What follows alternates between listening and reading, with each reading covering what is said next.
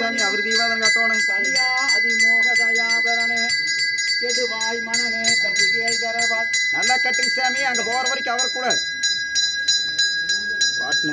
செம்மான் மகளை திருடும் திருடன் செம்மான் முருகன் இரவான் இரவான் சும்மா இரு சொல்லற என்றாலுமே வாசிக்கலாம். அம்மா பொருளொன்றும் அறிந்து